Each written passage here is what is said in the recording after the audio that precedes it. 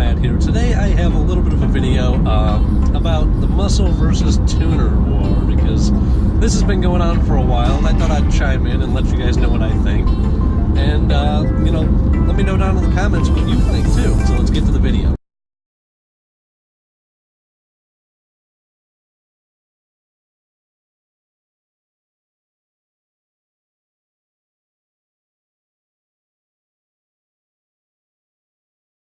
You know, the muscle versus tuner war has gone on for a very long time, and you know, I feel like both sides generally do have a very valid point in this.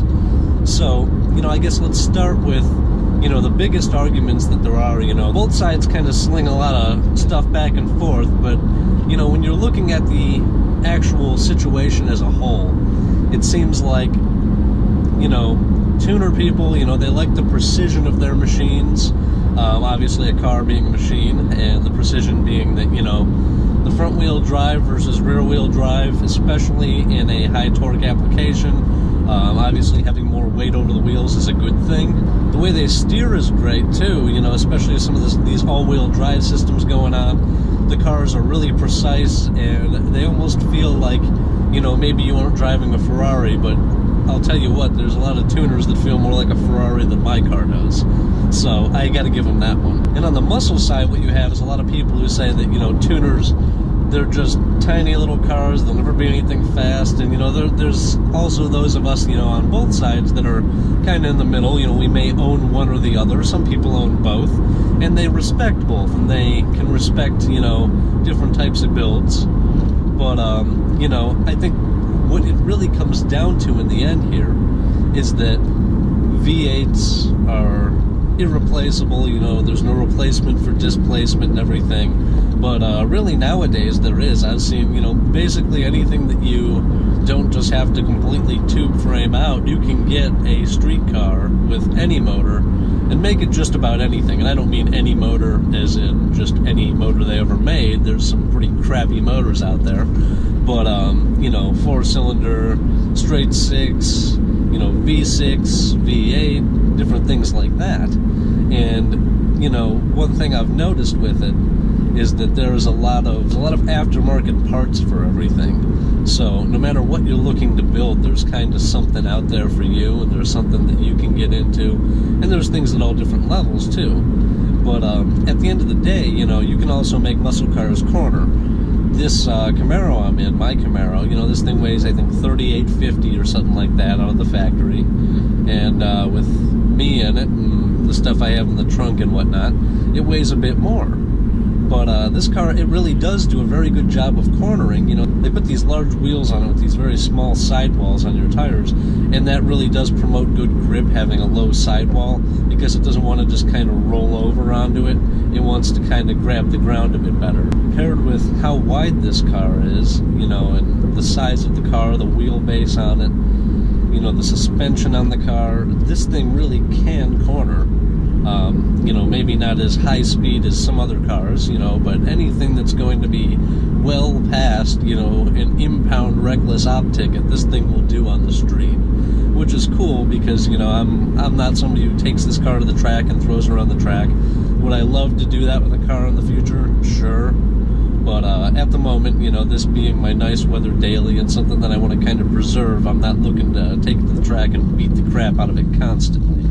You know, one major advantage that a lot of tuners have over muscle cars is the size and the weight of them. Obviously the V8 weighs more, and with the torque of that, you need to put a little bit more in the car, you know, and not saying that every tuner can't hold up to the torque of a V8, but there are some cars I'd be a little bit shaky about putting a high torque V8 into without at least doing a little bit of stuff to keep the car from flexing. So with that reduced weight, you're able to get away with a lot more, especially around corners. You know, the law of inertia and how it works is, you know, when I'm going around a corner real fast, my car wants to keep going in a straight line, and the job of the tires and everything else in the car is to keep it and give it the traction to go in the direction that you want to send it. I said send it, that's right. Like if you ever try to make a corner on ice, it doesn't work out too well. But You know, things like that, you know, tuners definitely have the advantage. Obviously, the weight advantage. They need a lot of times less power to go as fast, or in the case of, you know, the all-wheel drive ones, they need a lot less rubber up under the back. You can get away with a lot more power in certain situations and keep it still hooked. And I'm not just talking about drag racing or on the street, so that's why I'm kind of going into various different things about the cars, is that, you know, if you want a car that can go fast in a straight line and around a track, maybe it doesn't do either one the best, but it'll do either one, you know, if you put enough money into it, and, you know, everything is just throwing money at it, you can have a car that does both pretty well. And on the muscle side, what you have, you know, the experience, rather than being very precise and very tight, you know, everything on a tuner, especially some of the Subarus, it does feel really tight, you know, the way the steering is, the way the brakes are, you know, the reduced weight of the car, obviously,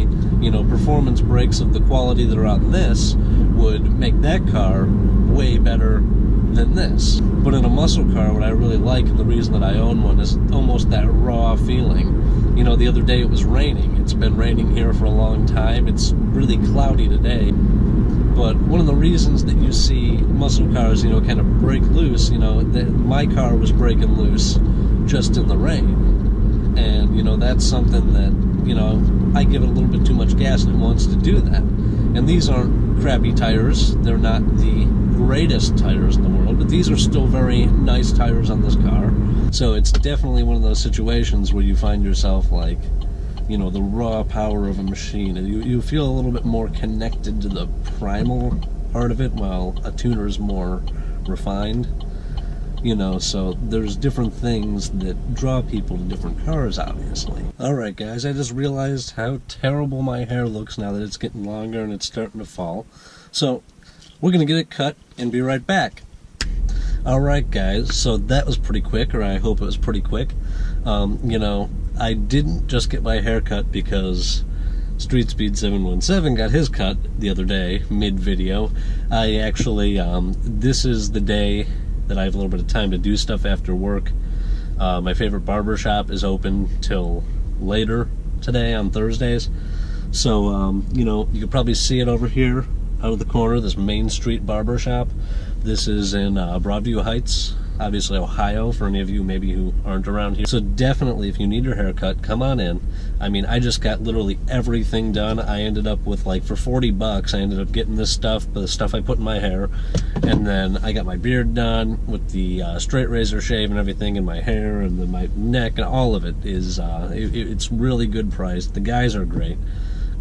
You know, everybody in there is awesome. So definitely, you know, go on up if you need your hair cut and you're in the area. Alright, so let's get back to what we were talking about here. You know, what I love and hate about tuners is the same thing that I love and hate about all cars, including muscle cars.